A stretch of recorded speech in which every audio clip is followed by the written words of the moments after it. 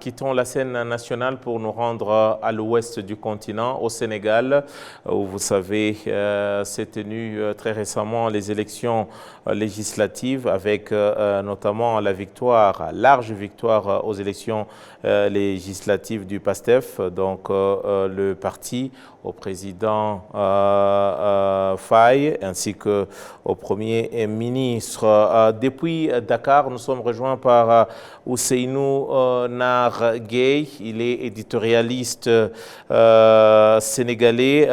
Vous êtes là, Ousseynou, bonjour, Nangadef. Je suis là, je vous dis bonjour, Magnifique, bonjour à vos téléspectateurs et à tous les amis africains et d'autres continents qui nous font l'amitié de suivre votre belle télé, TV Rwanda. Voilà, je disais que vous êtes justement éditorialiste, mais également vous avez été candidat à ces élections.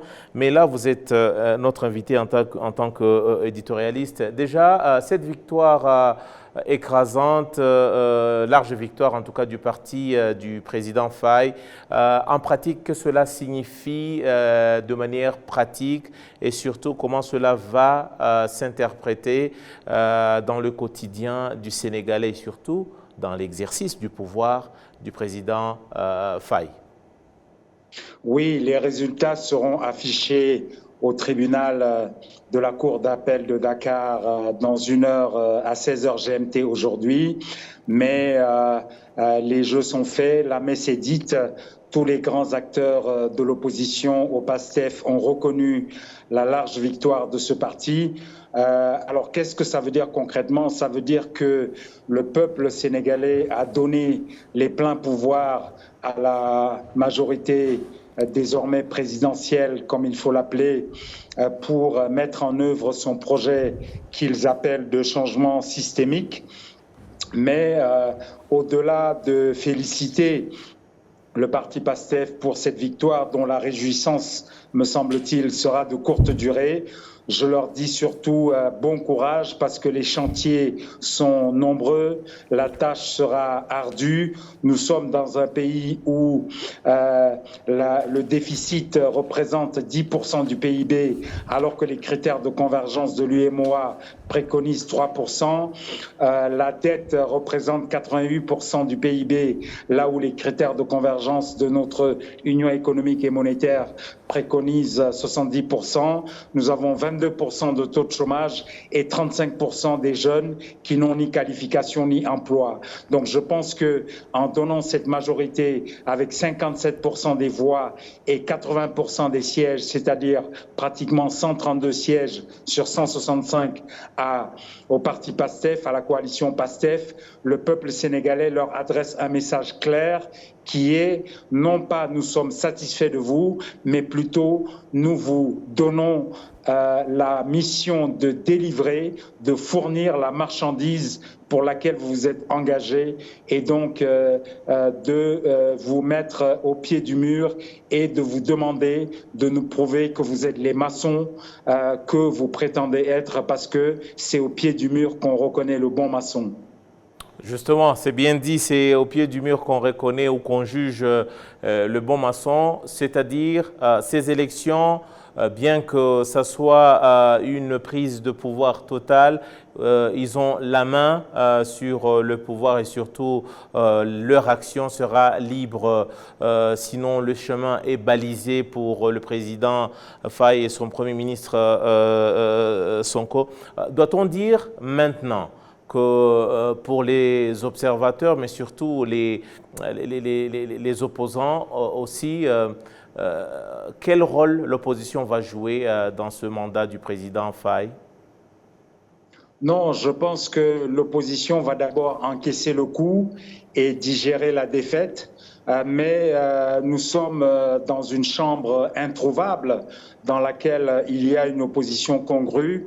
Il faudra qu'elle puisse s'organiser pour, au moins parce qu'elle a le ministère de la parole, pouvoir se faire entendre dans l'évaluation des politiques publiques et dans le contrôle de l'action du gouvernement.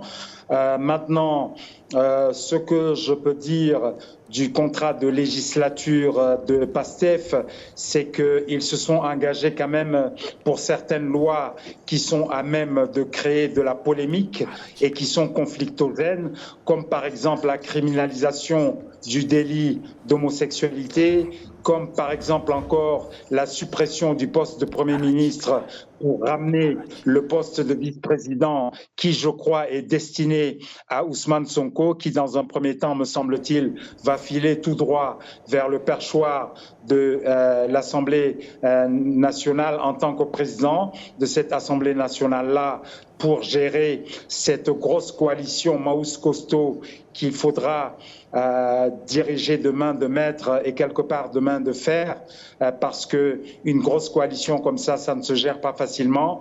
Mais toujours est-il, je pense que l'opposition a un rôle à jouer.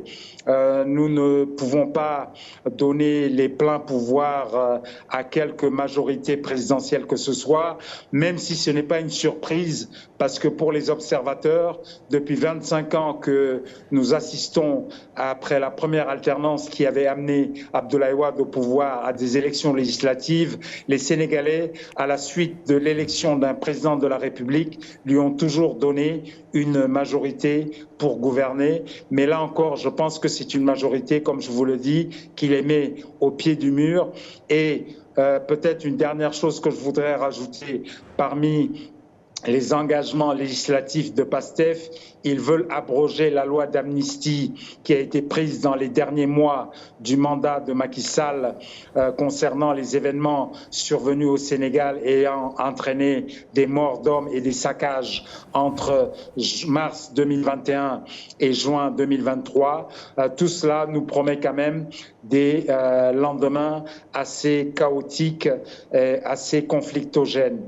Mais je pense que l'opposition sera républicaine, mais ça ne l'empêchera pas, même si seulement le groupe de l'ancien président Macky Sall, avec sa coalition Taku Wallu Sénégal, avec 16 députés attendus, est en mesure de former un groupe parlementaire. Nous devrions n'avoir que 2 groupes parlementaires, à part le groupe des non-élus, des non-inscrits. Donc, je pense que cette opposition-là sera républicaine, mais saura se faire entendre parce qu'en son sein, il y a des individualités très remarquables qui ont un coefficient personnel qui leur permet de se faire entendre de la majorité présidentielle et de la population. Il nous reste 30 secondes. La dernière question que je vous pose, plus jeune président du continent africain, doit-on dire maintenant toutes les promesses qu'il a adressées, notamment à la jeunesse sénégalaise, aujourd'hui, il a le plein pouvoir pour pouvoir justement les réaliser? Oui, le plus jeune président élu d'Afrique, le président Diomaye Faye, est confronté aux attentes de la jeunesse qui sont énormes.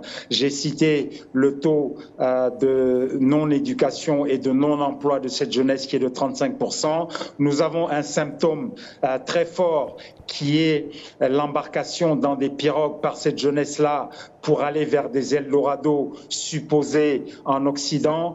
Tant que ce phénomène-là de l'embarcation dans des pirogues ne cessera pas, on ne pourra pas dire que le président Diomaye aura réussi à répondre aux attentes des populations. En tout cas, il a aujourd'hui les instruments législatifs en plus de présidentiels pour pouvoir dérouler son action. Nous lui souhaitons bien de chance dans ce déroulement de son action présidentielle et législative pour le bien du Sénégal, pour le bien des Sénégalais et pour le bien de la jeunesse sénégalaise, et surtout dans une sous-région chahutée par les coups d'État un peu partout, qu'on puisse donner un modèle démocratique de souverainisme qui arrive à prouver qu'il a les capacités de réussir. Je vous remercie. Ousseynou Nar Gueye, éditorialiste Axe et Cible et aussi également Tract Sénégal. Merci beaucoup d'avoir répondu à notre invitation. C'est moi qui vous remercie.